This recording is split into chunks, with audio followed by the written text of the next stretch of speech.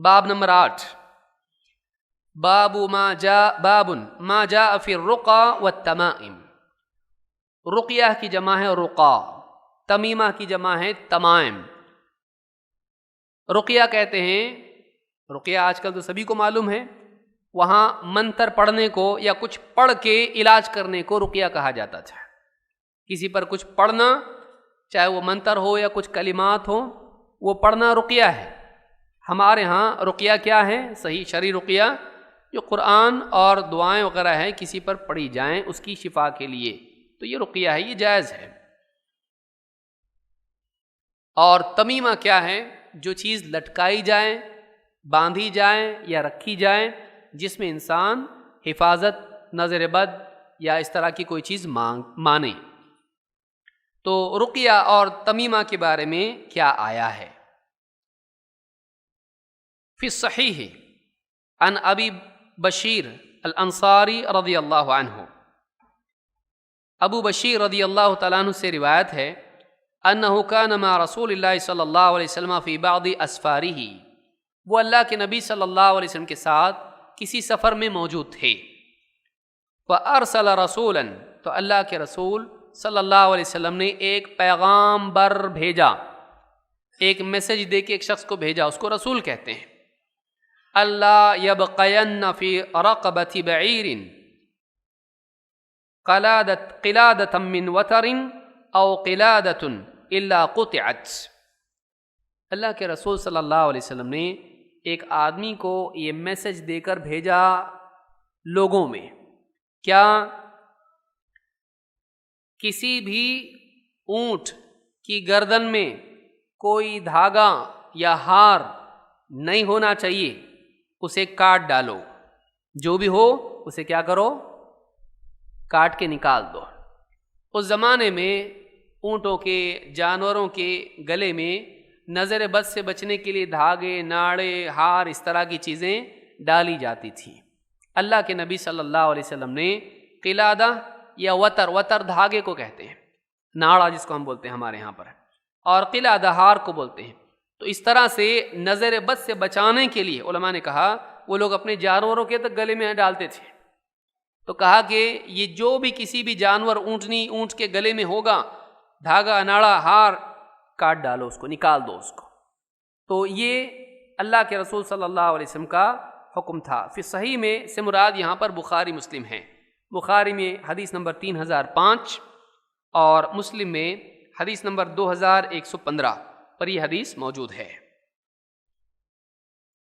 اس حدیث سے معلوم ہوتا ہے کہ جانور جو مکلف نہیں ہے، جانور کے لیے جنت جہنم کا مسئلہ ہے کہ یہ جانور شرک کرتا، ہاں یہ توحید والا جانور ایسا ہے، اس کے لیے کوئی مسئلہ ہے، مکلف ہی نہیں ہو تو، لیکن اس کے بھی گلے میں ناڑا نہیں باندھ سکتے جو مکلف نہیں ہے۔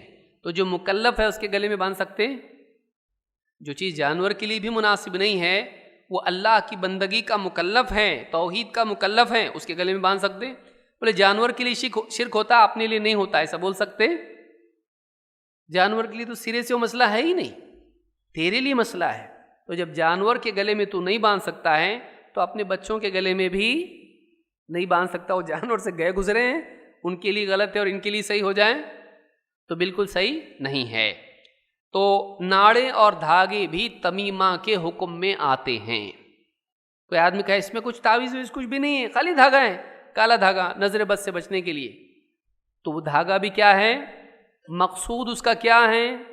جو تمیمہ کا تھا، گھونگے، سیپی یا ریچھ کے بال، گھوڑے کی نال یا کچھ بھی گلے میں لٹکائے، چاہے دیوار پہ لٹکائے، اس کا مقصود یہی ہے کہ بلا دور ہو جائے۔ بلا دور نہیں ہوتی، وہ خود بلا ہے۔ بلا سے بلا کیسا دور ہوگی؟ وہ خود بلا ہے۔ تو ایسی کوئی بھی چیز، چاہے شکل اس کی کچھ بھی ہو، کوئی موتی لٹکاتا، کوئی گاڑی میں گڑیا لٹکاتا کالی، ہاں لٹکتے رہتی وہ گڑیا گاڑی کے اندر، کیا؟ بولے جنات دکھیں گے اس کو دیکھ کے بھاگ جائیں گے۔ یا کوئی اور کچھ تسبیح لٹکاتے اس میں، ہاں شیطان بھی ذکر کرنے لگے گا۔ یہ کیا چیزیں ہیں؟ ہم کچھ نہ کچھ کہیں نہ کہیں یہ عقیدہ پیچھے ہوتا ہے حفاظت والا، اس میں سے کچھ بھی جائز نہیں ہے۔ بعض لوگ دیواروں پہ کعبہ کا دروازہ لگاتے ہیں، یہ بھی نکلی ہوئی چیز ہے۔ یہ پہلے کوئی لٹکا تھا کعبہ کا دروازہ، وہ بنا کے اس کا بالکل ایگزیکٹلی کعبہ کا دروازہ گھروں میں، ہوٹلوں میں، کیوں؟ خیر و برکت آئے گی اس سے۔ کعبہ کے دروازے سے خیر، نماز تو تیرے گھر میں نہیں ہے، کعبہ کی طرف رخ کر کے اور کعبہ کا دروازہ لگے کہ خیر و برکت آئے گی۔ یہ سب شرکیات میں سے ہے، بچنا چاہیے اس کو۔ بعض لوگ قرآن کی آیات لگاتے ہیں، یہ بھی نہیں ہے۔ قرآن کی آیات آپ گھر میں لگاؤ، اس کو پڑھنے کے اعتبار سے اگر لگاتے ہیں گنجائش ہو سکتی ہے تعلیم کے لیے، دعوت کے لیے، لیکن اس کو زینت کے لیے لگانا نہیں، اس کو برکت کے لیے لگانا نہیں، بالکل نہیں۔ کیوں؟ اگر یہ ہوتا تو اللہ کے نبی صلی اللہ علیہ وسلم کے صحابہ اپنے گھروں میں لکھ کے لگاتے ہیں۔ تو یہ سب چیزیں شریعت کے اعتبار سے ٹھیک نہیں ہیں۔ تو ناڑے، دھاگے اور اس طرح کی جتنی بھی چیزیں ہیں سب سے بچنا چاہیے۔ تو اللہ کے نبی صلی اللہ علیہ وسلم نے سارے دھاگے کاٹ دینے کے لیے کہا۔ وعن ابن مسعود رضی اللہ عنہ قال سمعت رسول اللہ صلی اللہ علیہ وسلم یقول ان الرقا والتمائم والتولة شرک راہ احمد و ابو داود۔ ابن مسعود رضی اللہ تعالیٰ عنہ کہتے ہیں میں نے اللہ کے رسول صلی اللہ علیہ وسلم کو یہ فرماتے سنا، رقیہ، تمیمہ اور تولہ یہ سب کے سب شرک ہیں۔ رقیہ، منتر، تمیمہ تعویذ گنڈے، اور تولہ محبت پیدا کرنے کے لیے جو باندھا جاتا ہے، یہ سب کے سب کیا ہیں؟ شرک ہیں۔ امام احمد نے اس کو روایت کیا، اور اسی طرح سے امام ابو داؤد نے سیل جامع صغیر حدیث نمبر 1632 شیخ البانی کہتے ہیں کہ حدیث صحیح ہے۔ اس کی تفصیل آگے آئے گی۔ اس میں جاننے کی بات یہ ہے، تو اس حدیث سے یہ بات معلوم ہوئی کہ رقیہ یعنی منتر اور تعویذ گنڈے اور اسی طرح سے تولہ یہ تینوں چیزیں شرک ہیں۔ اس کو شیخ نے آگے مزید واضح کیا ہے، کہتے ہیں التمائم شیء يعلق على الأولاد عن العين لكن إذا كان من القرآن فرخص فيه بعضهم وبعضهم لم يرخص فيه ويجعله من المنهي عنه منهم ابن مسعود رضی اللہ عنہ۔ کہتے ہیں تمیمہ ایک ایسی چیز کو کہتے ہیں جو بچوں پر ڈالی جاتی ہے نظر بد سے بچانے کے لیے۔ عام طور سے اس زمانے میں نظر بد سے بچانے کے لیے تمیمہ پہنتے تھے۔ لیکن اذا کان من القرآن، لیکن اگر وہ تمیمہ قرآنی ہو، اس میں قرآن کی کوئی آیت لکھ کر اس کو گلے میں ڈالا گیا ہو، تو کہتے ہیں کہ اس تعلق سے سلف میں اختلاف ہے۔ بعض سلف نے اس بارے میں رخصت دی ہے، پہن سکتے ہیں، بعض نے کہا ہے وَبَعْضُهُمْ لَمْ يُرَخِّصْ فِيهِ، اور بعض سلف نے کہا ہے نہیں، اس کی رخصت نہیں، اس کی اجازت نہیں۔ وَيَجْعَلُهُ مِنَ الْمَنْهِيِّ عَنْهُ، اور ایسے لوگوں نے جنہوں نے کہا کہ رخصت نہیں، انہوں نے اس تعویذ کو بھی منع والے تعویذ میں شمار کیا ہے، ممنوع تمیمہ میں شمار کیا ہے۔ ان میں سے عبداللہ ابن مسعود رضی اللہ تعالیٰ عنہ بھی ہیں۔ تو اس تعلق سے دیکھنا ہم کو کہ کیا تفصیل ہے اس میں۔ جہاں تک کہ یہ جو روایت ہے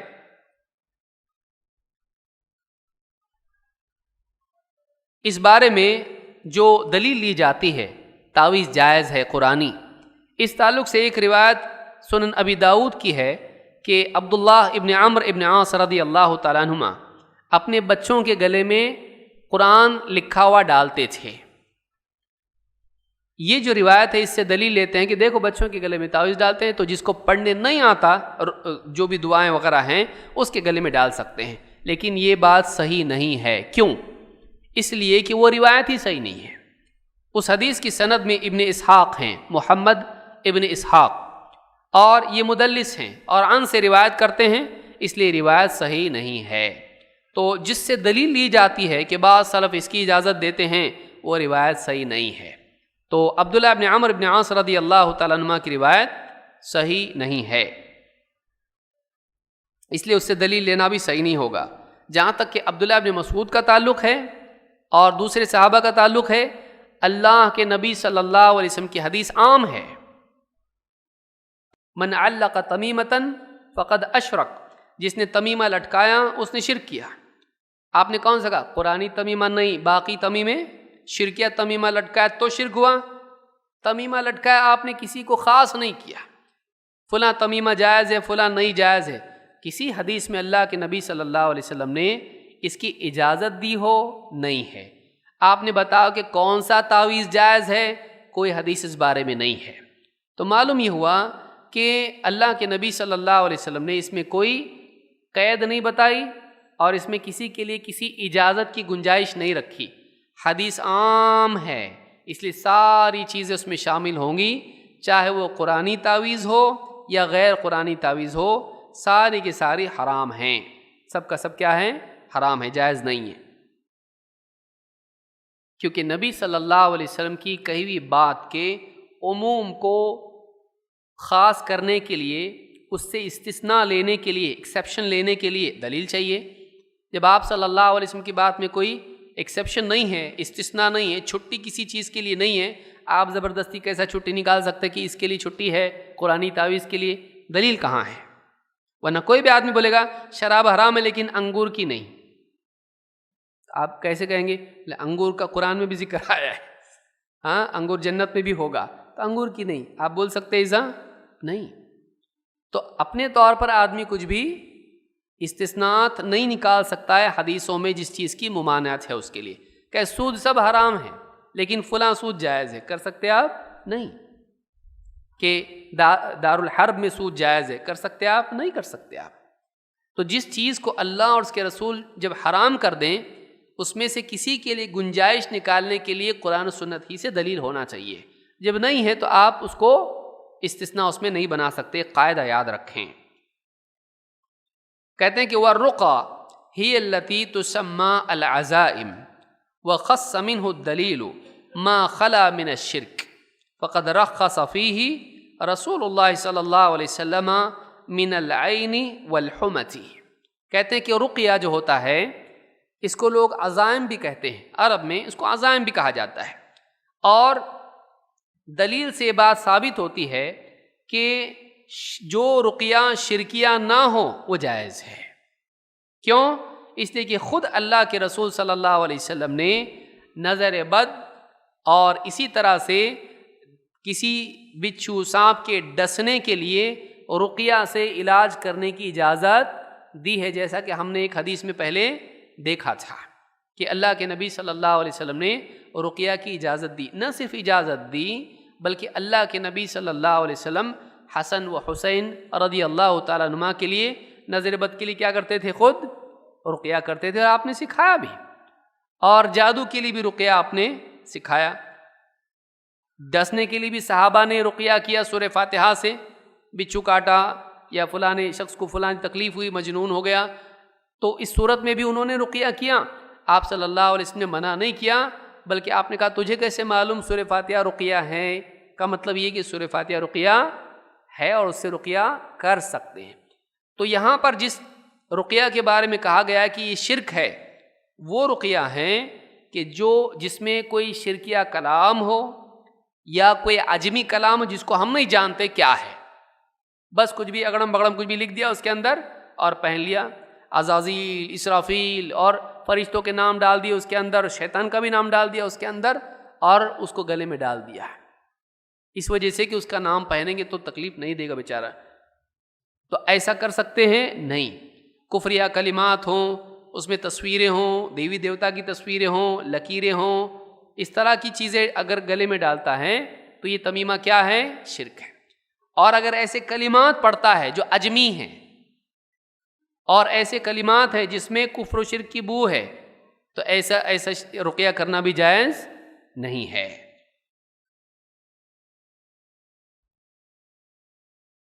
تو رقیہ میں جو رقیہ شرک سے خالی ہو ایسا رقیہ جائز ہے، جس میں شرک ہو وہ جائز نہیں ہے۔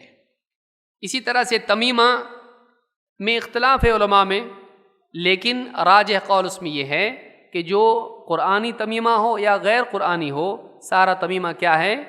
یہ ممنوع ہے۔ اس کی جائز ہونے کی کوئی دلیل نہیں۔ تولہ کیا ہے؟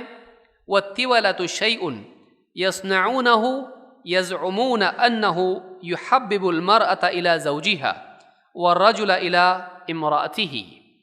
کہتے ہیں کہ تولہ کہتے ہیں ایسی چیز کو کہ عربوں کا دعویٰ تھا، ان کا ماننا یہ تھا کہ یہ اگر پہنا دیا جائے یا یہ عمل کیا جائے تو اس سے عورت کے دل میں مرد کے لیے اور شوہر کے دل میں بیوی کے لیے محبت پیدا ہوتی ہے۔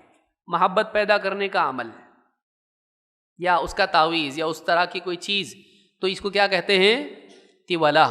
تو یہ بھی جائز نہیں ہے۔ اخلاق سے محبت پیدا کرو، اس کو سدھارو، اس کو بھی سدھارو، اپنے آپ محبت پیدا ہو جائے گی۔ ایک دوسرے کو ہدیہ دو، شرعی طریقہ ہے، محبت پیدا ہوگی۔ لیکن اس طرح کے تعویذ گنڈے لٹکانے سے محبت یا جادو کروانے سے محبت پیدا ہوگی نہیں۔ اور کسی کی پیدا ہوئی بھی اگر تو پھر اللہ سے اس کی محبت ختم، اللہ تعالیٰ سے محبت کرتا نہیں۔ کیا فائدہ؟ شوہر محبت کر رہا لیکن اللہ نہیں کرتا۔ کتنا بڑا سودا ہے یہ، خطرناک سودا ہے نا، کہ شوہر تو محبت کر رہا، عورتیں خاص طور سے عورتوں کا میدان ہے یہ، کہ شوہر دیر دیر سے آ رہا، جھڑک کے باتیں کر رہا، اور کوئی پوچھے تو اچھے سے بولتا بھی نہیں، معلوم نہیں کیا چکر ہے۔ وہ بیچارہ اپنی پریشانی میں ہے، گھر کے خرچے سے سارے مسائل اس کو معلوم ہیں، حل کرنا ہے، لیکن یہ بیوی ایسا سوچ رہی ہے، اب کیا کر رہی ہے، اس کو سمجھانے جا رہی تو اور غصے میں آ رہا، میں پریشان ہوں، آپ مجھ کو ٹینشن دے رہے ہو، وقت نہیں دیتے، بات نہیں کرتے ٹھیک سے، اور کیا کروں میں؟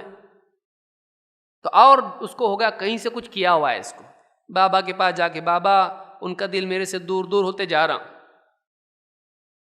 کچھ ایسا کرو کہ محبت پیدا ہو، ایک کام کر، یہ دھاگا لے، یہ کر، وہ جلا، ایسا کر، لے کے اس پہ خون بکری کا، مرغی کا ڈال، تکیے کے نیچے رکھ، محبت پیدا ہوگی۔ یہ ساری چیزیں کیا ہیں؟ خرافات ہیں۔ محبت پیدا کرنے کے لیے اچھا اخلاق سے بہتر اور کیا چیز ہے؟ اچھے اخلاق سے محبت پیدا ہوتی ہے۔ خدمت کرو، اچھے اخلاق سے پیش آؤ، اللہ سے دعا کرو۔ اللہ سے دعا کرنے سے اللہ لوگوں کے دلوں میں محبت ڈال سکتا ہے، کیونکہ لوگوں کے دل رحمان کی دو انگلیوں کے درمیان ہوتے ہیں۔ تو ان الذین آمنوا وعملوا الصالحات سیجعل لهم الرحمن ودا، اللہ فرماتا ہے جو لوگ ایمان لائیں اور نیک اعمال کرتے رہیں، ان قریب رحمان ان کے لیے محبت پیدا کر دے گا۔ تو محبت کا راستہ کیا ہے؟ ایمان و عمل، ایمان اور نیک عمل۔ بابا لوگوں کے پاس نہیں، بابا کے بیوی سے جھگڑے ہوتے رہتے اتنے، اس کو کیا کرنا؟ اب اس کا کوئی حل نہیں ہوتا ہے۔ آپ دیکھیے ان کے گھروں میں کتنے جھگڑے ہوتے ہیں، ایک دوسرے پہ کیس بھی ہو جاتے ہیں، تو پھر بابا نہیں کر پائے کچھ بھی۔ آپ لوگوں کو بابا لوگ دواخانوں میں نہیں دکھتے ہیں، تو اس کا بابا ڈاکٹر ہے۔ اگر اس کے ہاتھ میں ہوتا، ساری دنیا کوئی شفا کے دعوے کرتا ہے لیکن خود ہاسپٹل میں، بابا اتنے دن سے بند تھا آپ کا دربار، کہاں تھے آپ؟ پورے دواخانے میں تھا، ایڈمٹ تھا۔ اچھا کورونا ہو گیا تھا تم کو بھی کورونا ہوتا؟ ہاں نا، کیا کریں گے، اتنے پیشنٹ آتے نا ہمارے پاس، معلوم نہیں کس سے ہوا۔ بولے آپ تو ہم کو تعویذ دیتے سیکیورٹی کا، آپ کے پاس نہیں ہے کیا؟ تو آپ کو کورونا سے حفاظت نہیں ہے، آپ اپنے مریدین سے فیل ہو گئے، آپ کے مریدین آپ سے فیض اٹھا رہے۔ سوچنے کی چیز ہے، لیکن آدمی عقل چلاتا نہیں۔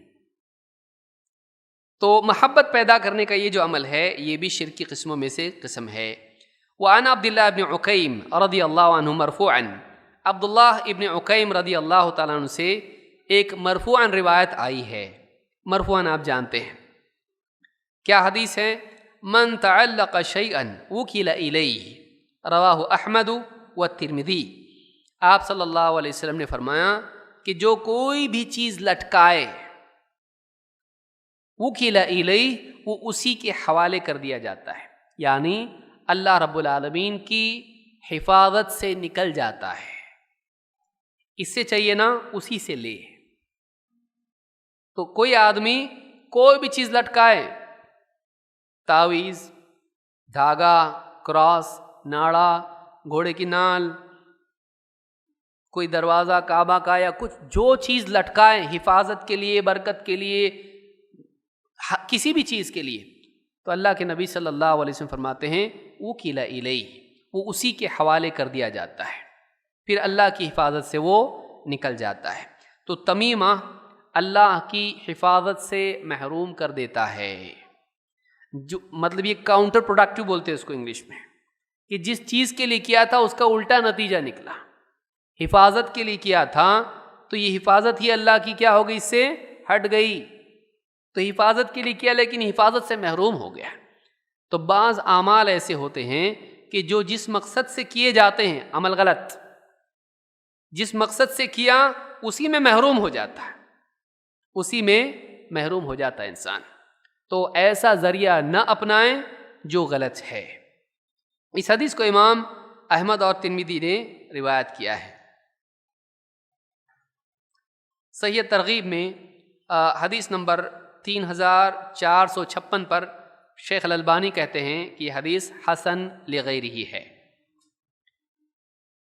و آگے روایت شیخ کہتے ہیں وروى الامام احمد عن رویفع رضی اللہ عنہ قال، امام احمد ابن حنبل رحمہ اللہ نے ایک صحابی جن کا نام رویفع ہے ان سے روایت کی ہے، وہ کہتے ہیں کہ قال علی رسول اللہ صلی اللہ علیہ وسلم یا رویفع، اللہ کے رسول صلی اللہ علیہ وسلم نے مجھ سے کہا اے رویفع لعل الحیات ستطول بک، شاید کہ تو زیادہ جیے، شاید کہ تو زیادہ جیے، فاخبر الناس، یعنی میرے بعد زیادہ جیے گا تو بہت لوگوں سے ملاقات تیری ہوگی، تو میرا پیغام پہنچا کیا، فاخبر الناس ان من عقد لحیتہ، تو لوگوں کو بتا کہ جو شخص اپنی داڑھی میں گرہ لگائے، داڑھی میں کیا کرے، گانٹھ باندھے،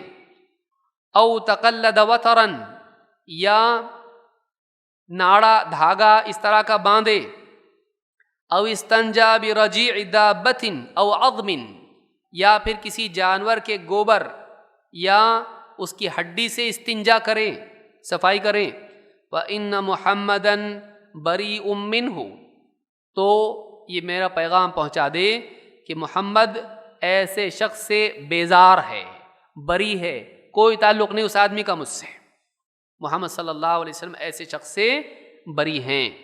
تو معلوم ہوا کہ جو آدمی اپنے اونٹ کے گلے میں یا اپنے گلے میں یا گائے بکری کسی کے بھی گلے میں اگر کوئی دھاگا باندھتا ہے حفاظت کے لیے، نظر بد سے بچنے کے لیے، تو ایسا انسان کیا ہے، محمد صلی اللہ علیہ وسلم نے اپنی برات کا اظہار اور اعلان اس سے کیا ہے کہ میں اس سے بری ہوں، میں اس سے بیزار ہوں، ایسے انسان سے میرا کوئی تعلق نہیں، بیزاری کا اعلان آپ کا ہے۔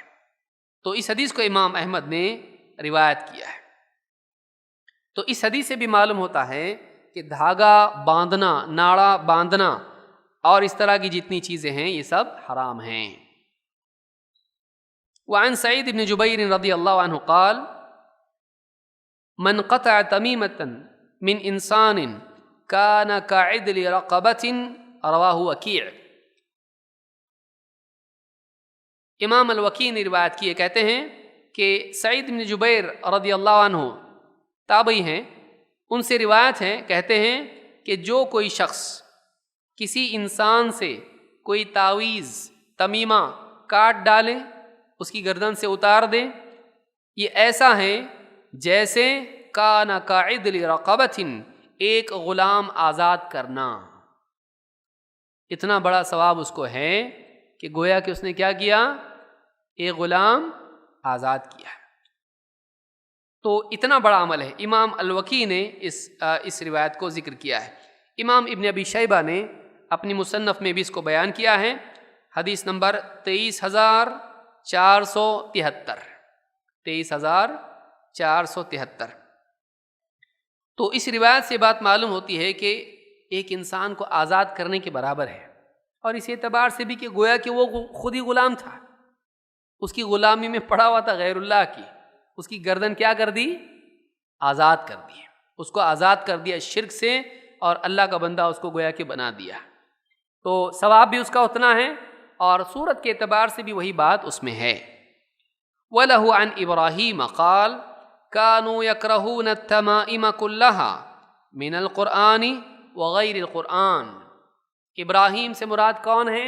ابراہیم النخعی.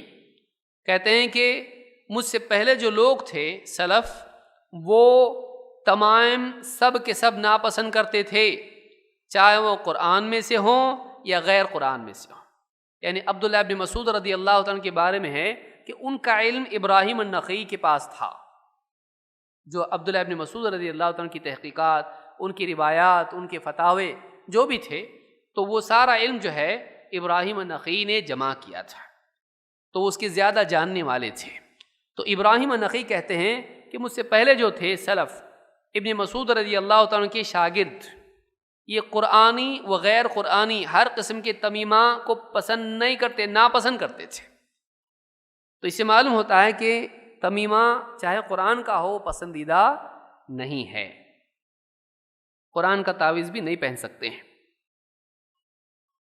اس تعلق سے آپ دیکھیں گے کہ بعض اور بھی روایتیں ہیں صحابہ سے. مثال کے طور پر عقبہ ابن عامر رضی اللہ تعالیٰ عنہ صحابی ہیں، کہتے ہیں تعویذ کے بارے میں، تمیمہ کے بارے میں کہتے ہیں انہا اینما وضعت من الانسان فإن موضعها شرک. جسم کے کسی بھی حصے پر تمیمہ باندھا جائے، گلے میں، بازو پر، پیٹ پر، کہیں بھی، تو کہتے ہیں اس کا وہاں باندھنا شرک ہے. کہیں بھی باندھا جائے تو کیا ہے؟ شرک ہے.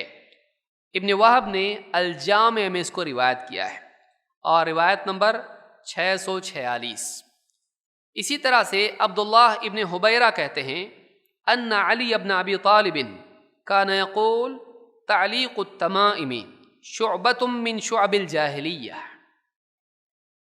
الجامع فی الحدیث میں ابن وہب نے اس کو روایت کیا ہے، اور روایت نمبر 648. حضرت علی کیا کہتے ہیں؟ حضرت علی کہتے ہیں، ہاں، صحابی کے قول کو بھی حدیث کہا جاتا ہے. حدیث کی 3 قسمیں ہوتی ہیں، مرفوع، موقوف اور مقطوع. تو یہ موقوف روایت ہے، حضرت علی کا قول ہے. حدیث نمبر 648. ہاں، ابن وہب، ان کی کتاب ہے الجامع.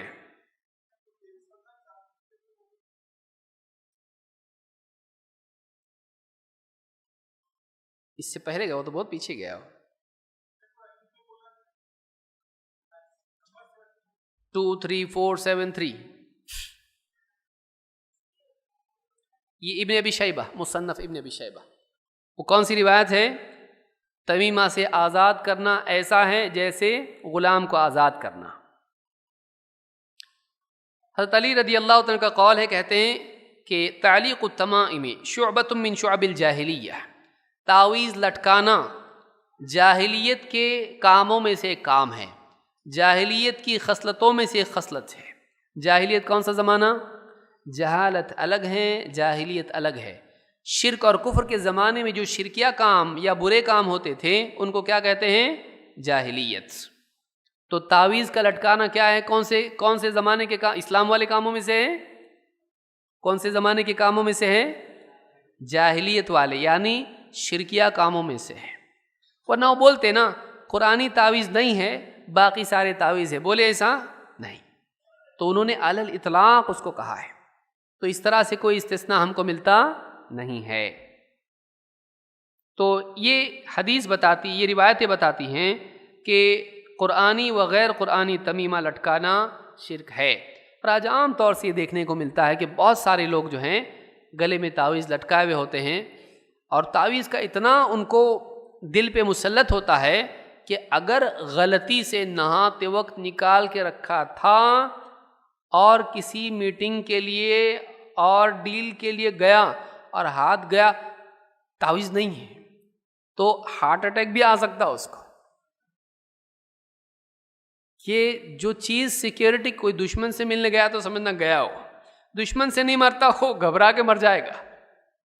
وہ تو بیچارہ مارنے بھی نہیں آ رہا تھا اس کو، لیکن اس کو ہارٹ اٹیک ہو جائے گا. کیوں؟ اتنا بھروسہ اس کے اوپر ہے.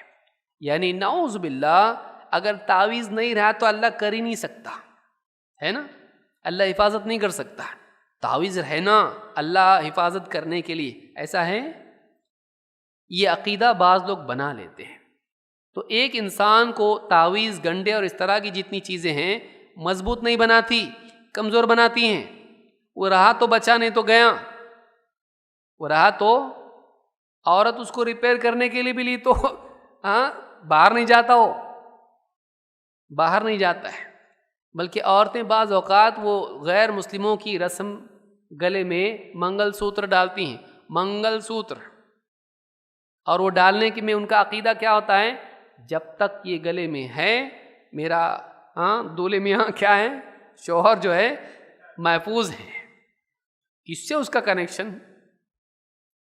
یہ اس کو برابر کنٹرول کرے گا، برابر اس کی سیکیورٹی دیکھ رہا، اس کو برابر کچھ ہونا نہیں اس کو، اس کے گلے میں، اور ادھر وہ سیف ہے۔ حتیٰ کہ وہ گلے میں سے ریپیئر کرنے کے لیے جب نکالتے ہیں، اس میں ایڈیشن سبسٹریکشن کرنے کے لیے، تو وہ نکالتے ہیں تو کالا دھاگا پہن لیتے ہیں، یعنی ایمٹی کبھی بھی نہیں رہنا ہو اس کے لیے، کیا ہے؟ ٹیمپرری رہنا کچھ تو گلے میں، تو کالا دھاگا اس طرح کا باندھتے ہیں۔ یہ سارے عقائد خرافات ہیں، یہ ہمارے دین میں نہیں ہے۔ یہ سب یہ دوسری قوموں کی طریقے جو ہم لوگوں نے اپنا لیے ہیں۔ عورتیں گلے میں ہار پہنے، بھائی منع نہیں کر رہے ہم لوگ، سونے کا پہنے، جتنا پہننا پہنے، جتنا ہے اللہ نے دیا ہے وہ پہنے، لیکن یہ عقیدہ اس میں رکھنا کہ اس میں شوہر کی حفاظت چھپی ہوئی ہے، تو یہ مناسب نہیں ہے، یہ عقیدہ صحیح نہیں ہے۔ ذرا نکال کے رکھو، دیکھو کچھ ہوتا گیا اس کو، کھا پی کے مست میں دوستوں کے ساتھ ہوٹل میں آتا ہونے گھر پہ، آج بہت اچھا لگ رہا، معلوم نہیں کیوں، تو اس سے کچھ ہوتا نہیں ہے، اس سے کچھ بھی ہوتا نہیں ہے۔ عجیب بات یہ ہے، نکاح ہونے سے پہلے سیف تھا وہ،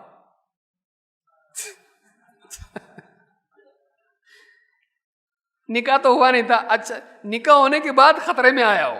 اب آپ خود سوچو کیا ہوا، خطرہ پیدا کس سے ہوا اس کو؟ نکاح سے پہلے تو نہیں پہنی تھی، کوئی بھی نہیں تھا اس کی زندگی میں، بیچارہ خوش خرم اچھا گھومتا پھرتا تھا، نکاح ہونے کے بعد اب خطرے میں آیا تو یہ پہن لیا اب حفاظت کے لیے اس کو۔ کس سے؟ اچھا ڈالے کس کے گلے میں؟ اس کے گلے میں رہ کے سیف کس سے رہتا ہوں؟ کس دشمن کے گلے میں ڈالنا چاہیے تھا نا اس سے سیف ہونے کے لیے، اس کے گلے میں، اس کے گلے میں کیوں؟ گھر پہ آئے تو سیف رہنا۔ بہت ساری چیزیں لوگ کرتے ہیں، کبھی سوچتے نہیں کیا کر رہے ہیں۔ اللہ تعالیٰ نے عقل دی ہے، دین اتنا اچھا ہم کو دیا ہے، سوچنے کے لیے دیا نا، ساری چیزیں بتا دی، وہ بھی استعمال نہیں، دین کی بھی تعلیمات نہیں اور عقل بھی نہیں چلاتے کہ اس کا کیا